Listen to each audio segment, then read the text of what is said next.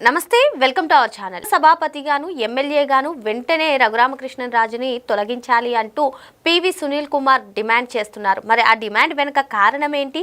మరి త్రిబుల్ గారు ఆర్థిక నేరస్తుడు అని చెప్పి ఆయన చెప్తున్నది, మరి ఆయన నేరం చేశారో చేయలేదో తర్వాత విషయం. మరి ఇలా చూసుకున్నట్లయితే చాలా మంది ప్రజాప్రతినిధులు కూడా ఆర్థిక నేరస్తులు అని చెప్పి చాలా అభియోగాలు వచ్చాయి. మరి వారందరి గురించి ఎందుకు పివి సునీల్ కుమార్ గారు మాట్లాడటం లేదు? ఇదే అంశంపైన చర్చించడానికి మనతో పాటుగా ఉన్నారు సీనియర్ జర్నలిస్ట్ దుర్గకుమార్ గారు. నమస్తే సార్. నమస్తే అమ్మా శ్రావణి, మన వీక్షకులు. త్రిబుల్ గారి పైన 420 కేసు ఉంది. ఆయన ఎప్పుడు అరెస్ట్ అవుతారో తెలియదు. మరి ఉపసభాపతిగా ఉంటున్నటువంటి ఆయన అరెస్ట్ చేస్తే ఆంధ్రప్రదేశ్ పరువేమైపోతుంది అని చెప్పి వెంటనే ఆయన్ని ఎమ్మెల్యేగా ఉపసభాపతిగా డిస్మిస్ చేసేయాలని పివి సునీల్ కుమార్ డిమాండ్ చేస్తున్నారు. మరో పక్క ఆయనే చెప్తున్నారు, చంద్రబాబు కానివ్వండి, పవన్ కళ్యాణ్ గారు కానివ్వండి, లోకేష్ గారు కానివ్వండి, వీళ్ళు ఆంధ్రప్రదేశ్ కోసం ఎంతో కృషి చేస్తున్నారు అంటూనే అమరావతి సెంటిమెంట్ని తీసుకొచ్చినట్టుగా ఆయన పోస్ట్ చేసినటువంటి వీడియోలో కనిపిస్తుంది సార్. మరి ఒక్క త్రిబుల్ గారిపైనే చర్యలు తీసుకోమని ఆయన ఎందుకు డిమాండ్ చేస్తున్నారు? మరి గతంలో చూసుకున్నట్లయితే ఏకంగా ముఖ్యమంత్రిగా వ్యవహరించినటువంటి జగన్మోహన్ రెడ్డి గారి పైన చాలా కేసులు ఉన్నాయి. ఇంకా వైసీపీ వాళ్ళ గురించి కూడా చాలా అవినీతి ఆరోపణలు ఉన్నాయి. అవి కూడా ఈవెన్ జగన్మోహన్ రెడ్డి గారి పైన సిబిఐ కేసులు ఉన్నాయి కదా సార్. ఆయన గురించి ఎందుకు మాట్లాడలేదు? ఎందుకు ఓన్లీ త్రిబుల్ గారిని టార్గెట్ చేస్తున్నారు? ఇప్పుడు నేను కూడా చూశానమ్మా, పివి సునీల్ కుమార్ గారు చాలా కూల్గా, చాలా పెద్దరికంగా తను తప్పుల్ని మినహాయించి మిగిలిన వాటి గురించి చెప్పాడు. తను చేసిన తనుని రఘురామరాజు గారిని పోల్చుకుంటా చెప్పాడు. రఘురామరాజు గారు ఒక ఎమ్మెల్యే, ఆ తర్వాత డిప్యూటీ స్పీకర్ అయ్యారు, ప్రజాప్రతినిధిగా ఉన్నాడు. ఈయన ఒక ఐపీఎస్ ఆఫీసరు, అఖిల భారత సర్వీస్ అధికారి. కాబట్టి ఆయన బాధ్యతలు ఆయనకున్నాయి. ఆయన హుందాతనాన్ని కాపాడాల్సిన బాధ్యత కూడా ఆయనకు కూడా ఉంది. ఈయన ప్రజాప్రతినిధిగా ఈయనకుంది. మరి ఆయన ఐపీఎస్ ఆఫీసర్గా తగిన విధంగా వ్యవహరిస్తే ఆయన మీద ఎందుకు కేసులు పడినాయి, ఆయన ఎందుకు సస్పెండ్ చేయాల్సి వచ్చింది, ఆ సస్పెండ్ని ఛాలెంజ్ చేసి మరి ఎందుకు ఆయన బయటికి రాలేకపోతున్నాడు, అక్కడ ఉన్నటువంటి ఆధారాలు ఏంటి? ఒకవేళ కనుక ఆధారాలే లేకుండా కనుక సస్పెండ్ అయితే ఆయన ఆ సస్పెన్షన్ ఎత్తిచ్చేసుకోవటమే కాకుండా సస్పెన్షన్ చేసినటువంటి ఆ ప్రభుత్వాలని, ఆ ప్రభుత్వ నేతల్ని వాళ్ళు ఎంత గొప్పవాళ్ళు అవ్వచ్చు కాక ఆయన కోర్టుకి ఏడవచ్చు, శిక్ష కూడా వేయించవచ్చు నా మీద కేవలం కక్షపూరితంగా వ్యవహరించారని. మరి ఆయన తను చేసిన తప్పుల్ని ఎందుకు చెప్పుకోలేదో అర్థం కాదు. అవతల ఆయన 420 అని చెప్పాడు, ఆయన మీద ఆ సెక్షనల్ బుక్ అయిన మాట వాస్తవమే ఉంటుంది. తర్వాత ఒక 940 కోట్లు ఆయన బ్యాంకులకి రుణం కట్టలేదని మాట చెప్తున్నాడు. నేను వీటిని ఇన్ప్లీడ్ అయి కూడా దాంట్లో నేను అంటే ఒక రకంగా ఆయన బ్లాక్మెయిల్ చేస్తూ మాట్లాడుతున్నాడు. ఎవరిని? ఇటు రఘురామరాజు గారిని, అటు బ్యాంక్ అధికారులని. కేసు కనుక ఎక్కిపోతే నేను కూడా స్టేట్ బ్యాంకులో అకౌంట్ హోల్డర్. సార్, ఇటీవల కస్టోడియల్ టార్చర్ కేసులో పివి సునీల్ కుమార్ గారు విచారణకు హాజరయ్యారు. ఆ కేసు గురించే ఇప్పుడు ఈ వీడియోని పోస్ట్ చేశారా? అవును, ఇప్పుడు అదే చెప్పబోతున్నాను. ఇప్పుడు ఆయన ఇవన్నీ బాగానే చెప్పాడు. తను మరి ఒక అఖిల భారత సర్వీస్ అధికారి, ఇప్పుడు డీజీ క్యాడర్ అధికారిని, నేను చాలా బాధ్యత కలిగిన వ్యక్తిని అని చెప్తున్నాడు కదా. ఒక బాధ్యత కలిగిన వ్యక్తివి నువ్వు ఒక ప్రజాప్రతినిధిని, ఎవరో ఇంకొక ప్రజాప్రతినిధి ఆయనకున్న కక్ష సాధించుకోవటానికి నిన్ను ఒక పనిముట్టులాగా వాడుకున్నప్పుడు నీ విఘ్నత ఏమైంది ఆ రోజున? ఆ తర్వాత ఎవరైతే నిన్ను ఆదేశించాడో ఆయన 45,000 కోట్ల రూపాయల ప్రజల ఆస్తిని దోసుకుని అది సిబిఐ జప్తులో ఉండి, ఈడీ జప్తులో ఉండి, సిబిఐ ప్రత్యేక కోర్టులో కేసులు జరుగుతున్న విషయం ఆయనకి తెలీదా? 16 నెలలు ఆయన అదే సిబిఐ అరెస్ట్ చేసింది కదా. అప్పుడు మరి ఎంత ఆధారాలు లేకుండానే అంత వ్యక్తిని అరెస్ట్ చేస్తారా? తర్వాత ఆంధ్రప్రదేశ్ పొరుగు పోతుందని ఈయన బాధపడుతున్నాడు కదా. ఇప్పుడు మాజీ ముఖ్యమంత్రిగా జగన్మోహన్ రెడ్డికి ఉన్న ఆ పదవిని ఈయన తీసేయగలుగుతాడా? రేపు నేషనల్ లెవెల్లో అది పబ్లిష్ కాదా? ఏదైనా రేపు ఆయనకి శిక్షలు పడినప్పుడు ఆంధ్రప్రదేశ్ మాజీ ముఖ్యమంత్రి అంటారు కానీ ఇంకొక రాష్ట్ర మాజీ ముఖ్యమంత్రి అంటారు కదా. మరి అప్పుడేంటి పరిస్థితి? ఇప్పుడు ఆయన వ్యక్తిగతంగా చేసిన నేరానికి ఆంధ్రప్రదేశ్ మాజీ ముఖ్యమంత్రి జగన్మోహన్ రెడ్డికి ఇదిగో ఈ కేసులో ఇన్నాళ్ళు పడింది, ఆ కేసులో చెప్పినటువంటి త్రిబుల్ గారైనా జగన్మోహన్ రెడ్డి గారైనా ఆంధ్రప్రదేశ్ రాష్ట్రానికి సంబంధించిన వాళ్ళు సార్. ఈవెన్ వాళ్ళు భారతదేశం అయినా సరే, వీళ్ళు ఓన్లీ రాష్ట్రానికి సంబంధించి. ఇప్పుడు అఖిల భారత సర్వీసులు తీసుకున్నటువంటి అధికారులపైన ఎన్ని అభియోగాలు వస్తున్నాయి? పిఎస్ఆర్ ఆంజనేయులు కానివ్వండి, పివి సునీల్ కుమార్ కానివ్వండి, సంజయ్ గారు కానివ్వండి, ఇలా చాలా మంది. వీళ్ళ గురించి ఎందుకు మాట్లాడట్లేదు? ఆయన గురించి కూడా ఆయన చెప్పుకోవాలి కదా. ఇప్పుడు ఈ అఖిల భారత సర్వీస్ అధికారులు ఇట్లాంటి కేసుల్లో ఇరుక్కున్నప్పుడు అవి కూడా జాతీయ స్థాయిలోనే వార్తలు ప్రసారం జరుగుతాయి. ఫలానా డీజీకి ఇంత శిక్ష పడింది, ఫలానా కేసులో జగన్మోహన్ రెడ్డి గారి ఆదేశాల మేరకి ఆ రోజున ఒక పార్లమెంట్ మెంబర్గా ఉన్న లోక్సభ మెంబరు నరసాపురం మెంబర్ని అనఫిషియల్గా కిడ్నాప్ చేసి 3rd డిగ్రీ పెట్టిన కేసులో అని. మరి ఆ రోజున ఆంధ్రప్రదేశ్ ప్రజలు ఇవన్నీ భరిస్తారు. ఆంధ్రప్రదేశ్ ప్రజలు మీలాంటి వాళ్ళని ఐపీఎస్ అధికారులుగాను లేకపోతే ఇంకా కొంతమందిని ప్రజాప్రతినిధులుగాను ఎన్నుకున్నందుకు, ముఖ్యమంత్రులుగా ఎన్నుకున్నందుకు వాళ్ళు చేసిన పనికి వాళ్ళు శిక్ష అనుభవించక తప్పదు. నువ్వు బాధపడాల్సిన అవసరం లేదు సునీల్ కుమార్ గారు. ప్రజలు ఎవరు తప్పు చేశారో వాళ్ళే సవరించుకున్నారు. ఇప్పుడు జగన్మోహన్ రెడ్డి గారిని ముఖ్యమంత్రిగా ఎన్నుకుంది కూడా ఆంధ్రప్రదేశ్ ప్రజలే. ఆనాటికి కూడా ఆయన మీద కేసులు ఉన్నాయి. కేసులు ఉన్నా కూడా ఎన్నుకున్నారు. ఆ రోజున కూడా జాతీయ స్థాయిలో కూడా విమర్శలు వచ్చినాయి. ఇన్ని కేసులు ఉన్న వ్యక్తి ఒక రాష్ట్రానికి ముఖ్యమంత్రి అయ్యాడా అని జాతీయ స్థాయిలో చర్చ జరిగింది. పక్కనున్న తెలంగాణ ప్రజలు కూడా సానుభూతి చెప్పారు. అలాంటి వ్యక్తిని ఎలా ఎన్నుకోగలిగారు ఆంధ్రప్రదేశ్ ప్రజలని.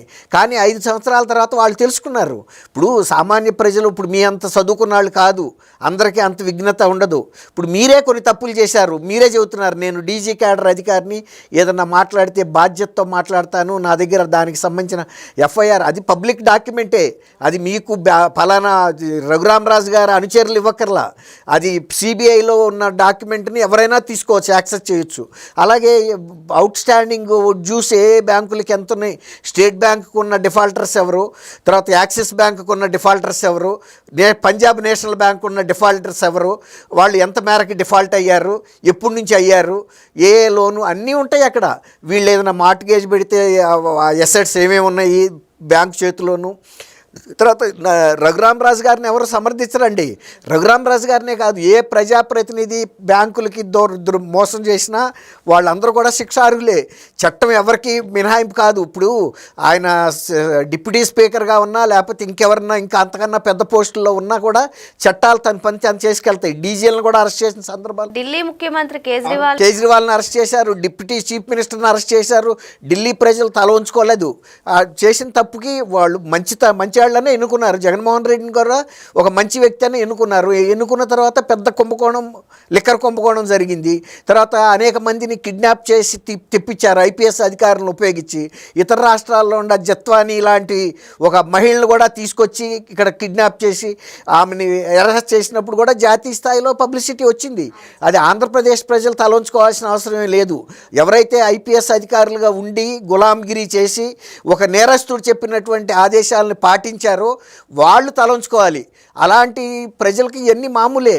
అట్లాగే జగన్మోహన్ రెడ్డిని 2024 ఎన్నికల్లో అదే ప్రజలు మేము తప్పు చేశాము, ఇలాంటి వ్యక్తి పరిపాలనకు పనికిరాడు, ఇతను ఐపీఎస్ లాంటి అధికారులని, ఐఏఎస్ లాంటి అధికారులను కూడా అవినీతికి, అక్రమాలకి ఆయుధాలుగా, పనిముట్లుగా వాడుకుని మమ్మల్ని వేధించారని వాళ్ళు రియలైజ్ అవ్వబట్టికే వాళ్ళు తీర్పిచ్చారు, ఆయనకి తగిన గుణపాఠం చెప్పారు. కాబట్టి ప్రజలు ఎవరు కూడా పెద్ద పెద్ద వాళ్ళు అరెస్ట్ అయితే వచ్చే పరువు నష్టం ఏమి లేదండి. ఎందుకు లేదంటే అందులో ఐఏఎస్ అధికారులు తప్పు చేసినప్పుడు నేషనల్ మీడియాలో ప్రసారాలు జరిగినాయి. ఐపీఎస్లు చేసినప్పుడు మీ ఇది కూడా పబ్లిష్ అయింది. ఇప్పుడు మీ సంగతి కూడా మీరు చూసుకోండి, మీరు ఎందుకు అట్లాంటి పని చేయాల్సి వచ్చిందని. తర్వాత ఇంకా పైగా ఇంకా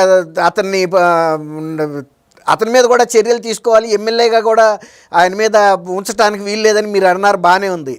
మీరు ఐపీఎస్గా ఉండి మీరు చేసినటువంటి ఈ పనులకి మీరు ఐపీఎస్గా కొనసాగొచ్చో కొనసాగకూడదో మీ ఐపీఎస్ అధికారులకే ఒక బహిరంగ లేఖ రాయండి. మీరు పెట్టినటువంటి ట్వీట్ గురించి నేనేమన్నా తప్పు మాట్లాడానా, నీగో కొంతమంది నన్ను విమర్శిస్తున్నారు కాబట్టి మీరు అఖిల భారత సంఘం ఐపీఎస్ అధికారులు స్పందించండి. ఎవరి కేసు కాళ్ళు జడ్జి అవ్వలేము సునీల్ కుమార్ గారు. మనం ఏదైనా మాట్లాడింది మనం కరెక్ట్ మాట్లాడామా లేదా అని చెప్పాల్సింది ఎదురాళ్ళు. మీకు మీరే సర్టిఫికేట్ రాసుకుంటున్నారు, అది కరెక్ట్ కాదు. మీరు ఇతరులను అడగాలి, లేకపోతే న్యాయ నిపుణులు ఎవరినన్నా రిటైర్డ్ సుప్రీంకోర్టు జడ్జెస్ని కానీ హైకోర్టు జడ్జెస్ని కానీ నేను ఈ ట్వీట్ చేశాను, ఒక సర్వీస్లో సస్పెండ్లో ఉన్నా కూడా నువ్వు సర్వీస్లో ఉన్న అధికారిగానే భావించాలి. కాబట్టి ఇది కరెక్టా కాదా, నాదేమైనా తప్పు ఉందా? ఎందుకంటే ఒక మీరు ముద్దాయి, ఆయన బాధితుడు. ముద్దాయికి బాధితుడికి నిర్వచనం ఏంటనేది ఫస్ట్ మీరు తెలుసుకోవాలి. సునీల్ కుమార్ గారు తెలుసుకోవాల్సింది ఏంటంటే ముద్దాయి అంటే ఏంటి నిర్వచనం, బాధితుడు ఎవరు, ముద్దాయికి బాధితుడికి ఒకటే శిక్ష వేయాలనేది ఇంతవరకు ఎక్కడ న్యాయ సూత్రాల్లో లేదు. బాధితుడే తప్పు చేసిన వాళ్ళకి శిక్ష వేస్తారు. కాదు నేను కొత్త న్యాయ సూత్రాలను రచించాను అంటే పెట్టండి, చర్చకి పెట్టండి. ఎప్పుడైనా సరే ఒక ముద్దాయికి గనక శిక్ష పడితే ఆ కేసులో బాధితుడికి కూడా సమానమైన శిక్ష ఇవ్వాలి అనేది మీ సిద్ధాంతం అయితే అదే పెట్టండి. అంతేగాని ఇప్పుడు ఆ కేసులో మీరు ఎంత ముద్దాయో రఘురామరాజు గారు కూడా ఆ బ్యాంకుల డిఫాల్ట్లో ఎవరు సమర్థించరు. ఆయన కట్టుకోక తప్పదు, ఆయన ఆస్తులు అయినా జప్తు చేస్తారు. మీరు దాని గురించి బాధపడాల్సిన అంశం ఏం లేదు. ఒకవేళ కనుక ఆయనకు అంత ఆస్తులు లేకపోతే ఆయన తీసుకెళ్ళి జైల్లో పెడతారు. అట్లాగే ఇప్పుడు మీరు ఐపీఎస్ ఆఫీసర్ని, నేను బాధ్యత గల అధికారిని, డీజీ క్యాడర్ అధికారి అయినా కూడా మీరు రఘురామకృష్ణరాజు కేసులో మీరు కనుక అక్రమంగా వ్యవహరించారని, అలాగే జత్వానీ కేసులో కానీ ఇతర కేసుల్లో కానీ అక్రమంగా వ్యవహరించారని తెలిసిన రోజున మిమ్మల్ని తీసుకెళ్ళి ఒకవేళ జైల్లో పెడితే ఆంధ్రప్రదేశ్ ప్రజలు కానీ ఇతర అఖిల భారత సర్వీస్ ఐపీఎస్ అధికారులు కానీ చింతించాల్సిన అవసరం ఏం లేదు. అది మీరు వ్యక్తిగత హోదాలో మీరు చేసుకున్నారు. మీ పరిపక్వత అందరికీ ఉంటుందని అనుకోవటానికి వీలు లేదు. ఎవరి స్థాయి ఆళ్ళదే. ఐపీఎస్లుగా కూడా ఇక్కడ ఇంకో అంశం సార్, ఆయన మీరు చెప్పినట్టుగా మాట్లాడుతూనే అమరావతి టాపిక్ను కూడా తీసుకొచ్చారు. అంటే RRR గారు అరెస్ట్ అయితే అమరావతి బ్రాండింగ్ ఎందుకు? అదే అంటున్నా, వ్యక్తిగతంగా ఇప్పుడు ఈయన అరెస్ట్ మూలాన, ఈయన చేసిన తప్పుల మూలాన ఇతర ఐపీఎస్ అధికారులందరినీ ఒక ఘాటును కట్టరు.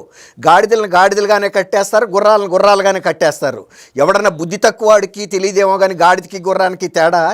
ఐఏఎస్లు అయిన వాళ్ళందరూ ఉన్నతంగా వ్యవహరించలేదు. చాలా శిక్షలు ఇక్కడ ఆంధ్రప్రదేశ్లోనే జైలు పాలైన వాళ్ళు ఉన్నారు. శ్రీలక్ష్మి గారే ఒక ఉదాహరణ. ఆమె ఆ బ్యాచ్ టాపర్ అయినా కూడా.